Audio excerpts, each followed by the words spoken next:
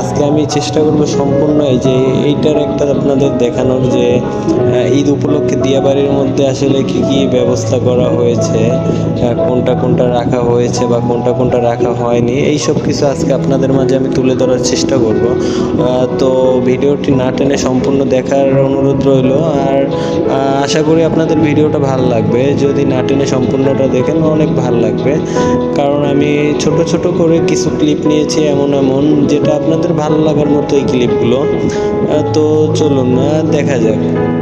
তো আমরা এখন ফার্স্ট অফ অল স্ক্রিনে দেখতে পাচ্ছি নৌকো, আর এই নৌকাটা কিন্তু এখন ট্রেন্ডিংয়ে চলতেছে, যেহেতু মনে করেন নৌকার পাশে ধোঁয়া উড়ায়।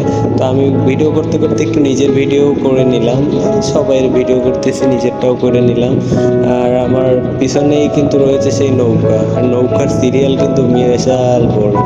এত বড় সিরিয়াল নৌকার যদি থাকে, আরে বাপরে বাপ, হ্যাঁ ভাবা যায় আমি হইলে এত সিরিয়াল দিয়ে নৌকা কেন, আমি প্লেনে উঠতাম না, মানে কল্পনাও করা যায় না, এত বড় সিরিয়াল দেওয়া হয়েছে শুধু ওই নৌকায় উঠবে দেখে। আর এখন স্ক্রিনে যেটা দেখছেন ওইটা হচ্ছে বাচ্চাদের মানে মোট কথা একটা ভালো জমজমাট পরিবেশ হয়ে গিয়েছে বিয়ে বাড়ি। আর এটা হচ্ছে মটকা চায়ের দোকান, আমরা ঘুরে ফিরে সব কিছুই দেখানোর চেষ্টা করব। মটকা চা স্টল, এখান থেকে আপনারা মটকা চা দেন ফলের জুস এইসব কিছু ক্রয় করে খেতে পারবেন।